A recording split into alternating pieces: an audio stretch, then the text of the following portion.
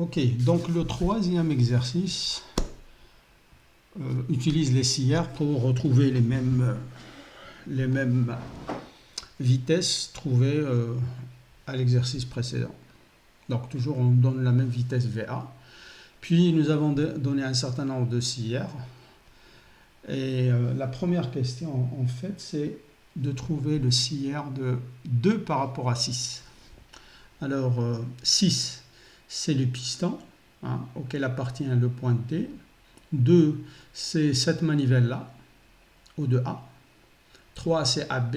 Et 4 c'est la barre tertiaire O2BC. Et 5 c'est la barre CD. Donc on demande I de 6. Vous voyez qu'on n'a pas de liaison ici. C'est une information qui manque.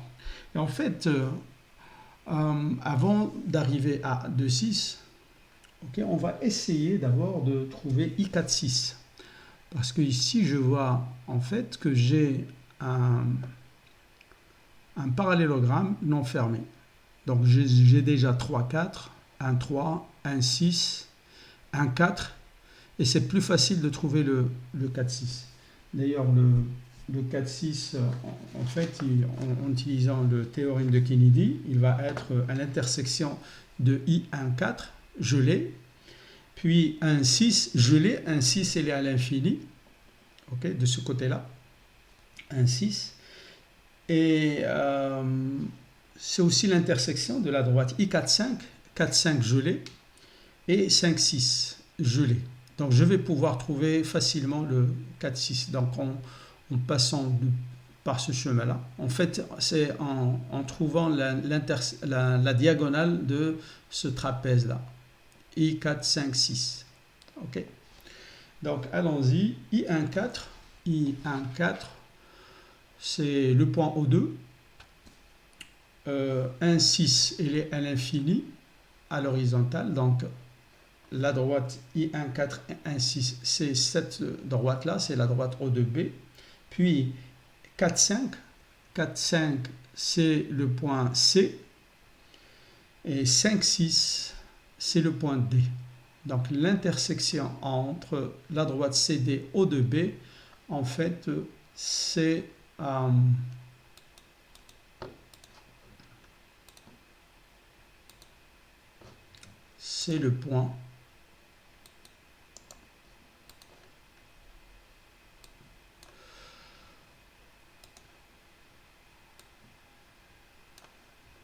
le point que je vais appeler U4,6. Voilà, maintenant j'ai mon I4,6, je vais l'ajouter ici, 4,6, voilà, j'ai trouvé I4,6. Alors maintenant je vais pouvoir utiliser ce scière trouvé pour trouver le scière I2,6 qu'on cherche. Alors, si j'utilise I2,4 et I2,4, 1,6 et 1,2. 1,6, 1,2. Donc j'utilise ce polygone-là. J'ai déjà une diagonale, donc je vais pouvoir trouver I2,6 facilement. Alors, allons-y.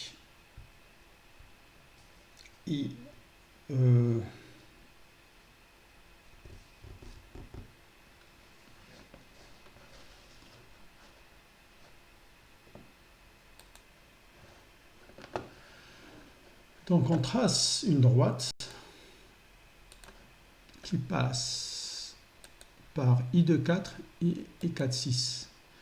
Donc sur cette droite-là, je dois trouver mon I2,6. Alors le O1, c'est I1,2. I1,6, il est à l'infini. Ça veut dire que sur cette droite-là, je vais avoir mon I2,6. Et donc l'intersection des deux, voilà, c'est mon I2,6. Et donc voilà, mon I2,6 est trouvé. 2,6.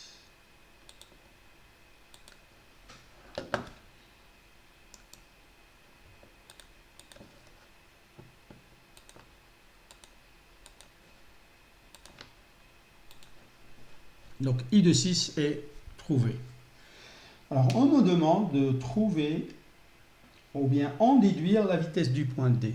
Comment je peux déduire à partir de 6R I de 6 la vitesse du point D? Alors ce qu'il faut remarquer en fait, c'est que I de 6 c'est un point en même temps de la barre 2 et de la barre 6. Et je sais que la barre 6, auquel le point D appartient, c'est la glissière. Et donc tous les points de cette glissière, ils sont animés de la même vitesse. Et donc le point D, il va avoir la même vitesse que I de 6. Donc si je trouve la vitesse du point I de 6, elle est la même que la vitesse du point 2, qui est d'ailleurs la même que I4,6. I4,6, il va être animé de la même vitesse. Tous les points de la barre 6, ils sont animés de la même vitesse. Donc maintenant, il reste à trouver la vitesse du point C, le I de 6. Alors, puisque c'est un I de 6, c'est un point de la barre 2, donc sa vitesse là, il va être perpendiculaire à O1 I de 6, et il va avoir comme module la distance fois oméga 2. Or, j'ai déjà ici une vitesse. Donc, ce que je peux faire, c'est soit tracer par exemple un cercle de centre O2 et de rayon O1 I de 6, trouver le point d'intersection ici, okay, puis tracer la perpendiculaire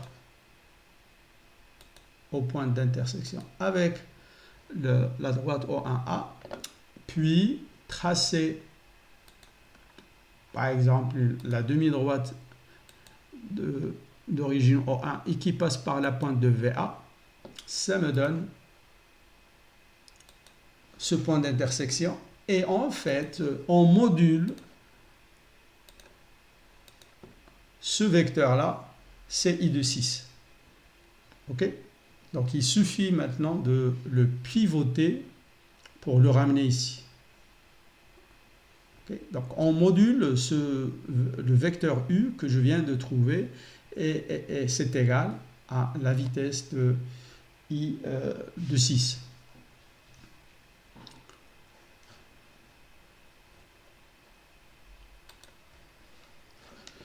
Donc je peux obtenir la vitesse du point D en disant par exemple, je cherche le vecteur orthogonal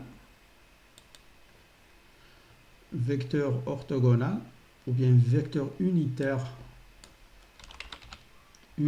orthogonal, et je dis c'est le segment O1 virgule I de 6. Donc si je valide, en fait il va me créer un vecteur de norme 1 puisque c'est un vecteur unitaire, et en plus il est perpendiculaire au 1 I de 6 parce que je sais que la vitesse du point D il va être orthogonale à O1 I de 6. Et donc je vais multiplier ce module de 1 par la valeur absolue, bien le module du vecteur U, puisqu'on a dit que U et la vitesse VD ils vont avoir le même module. Alors ici il me donne le vecteur dans le mauvais sens, je multiplie par moins. Et voilà. Alors je vais reprendre ce vecteur V, je le mets ici et je l'appelle VD. Je l'appelle VD, je le mets en rouge. Voilà. Ce que j'aurais pu faire aussi, c'est de pivoter U de cet angle-là, hein, quand le point A arrive ici, on va avoir exactement le même, c'est-à-dire le vecteur VA et U, ils vont tourner de même angle. Et donc il suffit de faire pivoter U de cet angle et puis le produire. Ce que j'aurais pu aussi faire, c'est de dire le point ici, il va avoir exactement la même vitesse en module, hein, la même vitesse que VA. Et donc, ce que j'aurais pu faire, c'est tracer un vecteur. Je vais faire la même chose. Vecteur orthogonal, segment O1, P, P, et je multiplie par le vecteur VA.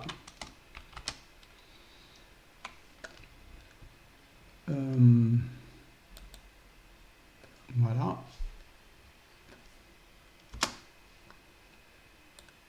Ça s'appelle pas VA. Ah, ok, c'est V indice A. C'est pas VA, c'est V indice A. Voilà.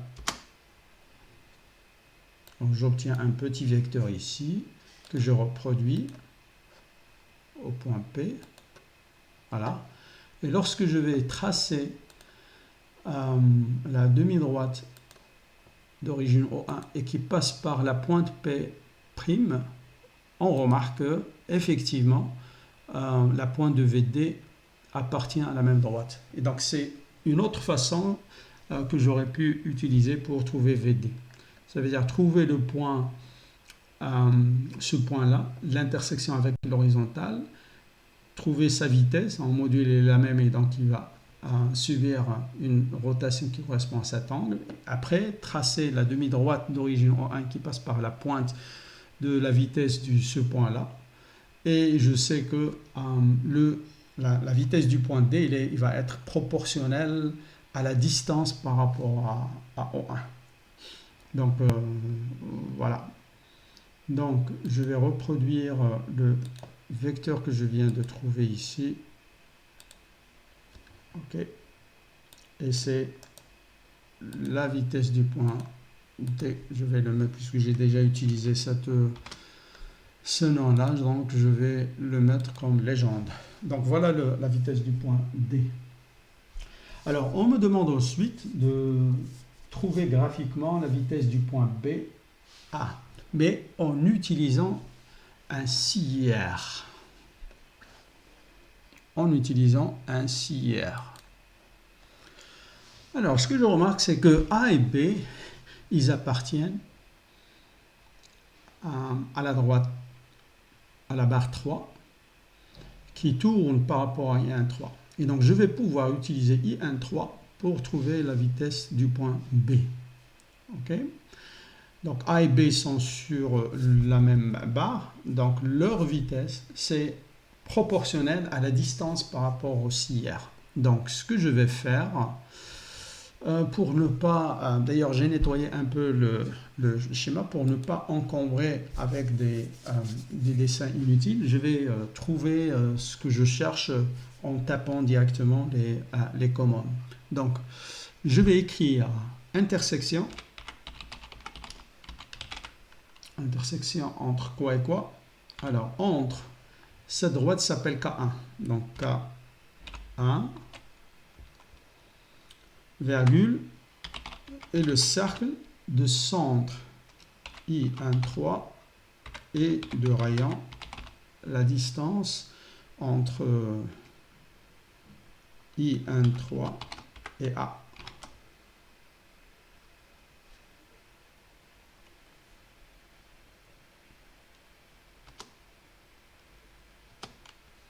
Quelque chose qui ne va pas dans la formule intersection I13. Est-ce que ça s'appelle I13?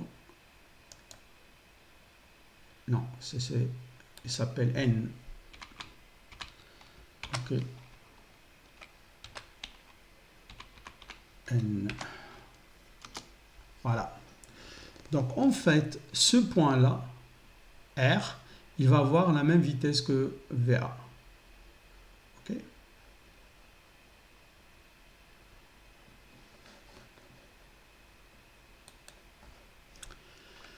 Alors, je vais l'appeler A'. A'. Je l'appelle A'. Alors, comme tout à l'heure, je vais tracer le vecteur unitaire orthogonal au segment N A', et je multiplie par la vitesse du point A. Voilà. Je vais reproduire ce vecteur ici. Alors le vecteur là, V2 est là le même module que VA. Et là, je vais tracer la demi-droite d'origine I13 et qui passe par la pointe du vecteur V2. Puis je cherche la perpendiculaire à O2B, l'intersection avec la demi-droite en fait va me permettre de définir le vecteur, de trouver le vecteur demandé VB. 8,26, si vous vous rappelez à partir de l'exercice précédent, c'est ce qu'on avait trouvé. Okay.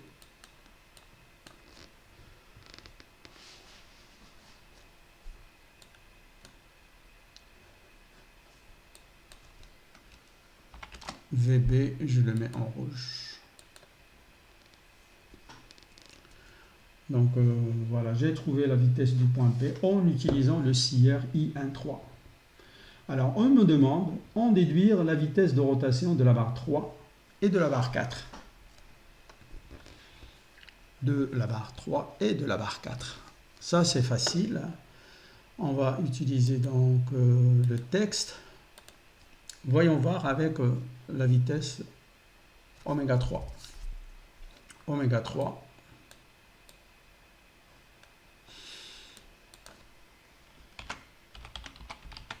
Oméga 3, c'est égal à la fraction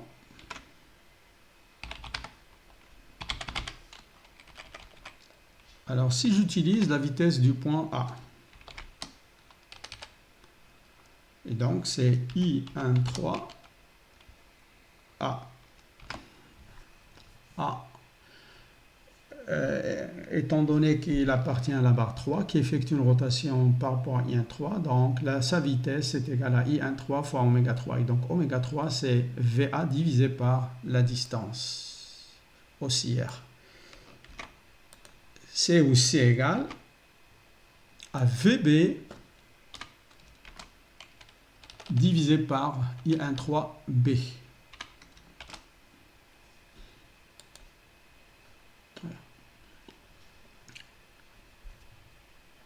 Ok, donc pour oméga 3, c'est fait. Maintenant, pour oméga 4. Alors, oméga 4,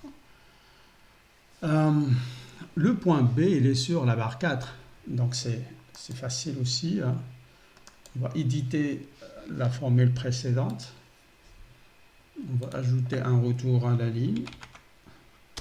On va dire que oméga 4 c'est égal à la vitesse du point B sur la distance entre O2 et B.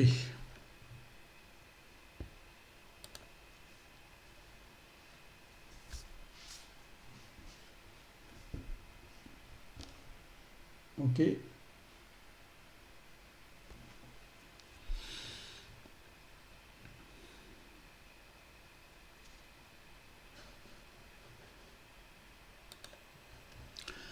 On me demande aussi de trouver oméga 5. Alors, avant de le faire, on va essayer de trouver I15. Alors, c'est simple. Ce que j'ai là, ici, en fait, le point D, c'est I5,6. Et 1,6, il est à l'infini sur l'horizontale. Donc, je vais tracer d'abord la parallèle à cette droite horizontale qui passe par D. Voilà. Donc, normalement, le I15, il doit se trouver là. D'un autre côté, j'ai I15 qui se trouve sur I14, I45. I45, c'est C, I14, c'est O2, et donc l'intersection entre ces deux droites celle que je viens de tracer, et cette droite-là, c'est I15. Je vais changer le nom. Je mets I15. Alors, une fois notre I15 trouvé, hein, en fait, c'est simple. J'ai déjà trouvé la vitesse du point D. On va éditer cette formule. OK. CTRL-C. J'ajoute un retour à la ligne. CTRL-V. Oméga 5. C'est VD sur I15D. Voilà. Alors, est-ce qu'on peut utiliser autre chose pour trouver, par exemple, oméga 4? Alors, en fait, on peut utiliser ce CIR I de 4. Parce que I de 4, il appartient en même temps à 2 et en même temps à 4. Alors, je vais écrire une formule pour voir comment on peut utiliser I de 4. Alors, la vitesse du point I de 4. Alors, quand je dis que le point I de 4 appartient à barre I2, donc ça veut dire que c'est oméga 2 qui multiplie la distance O1 I de 4.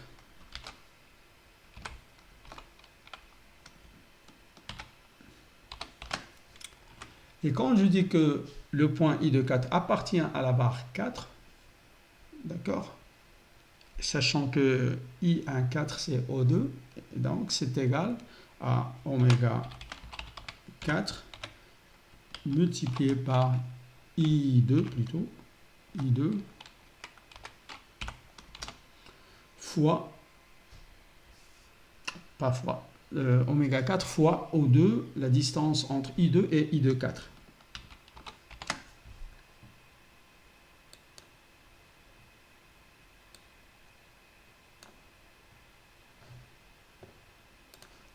Donc le oméga 4, j'aurais pu le trouver en utilisant le CIR I de 4. Voilà, c'est terminé pour cet exercice.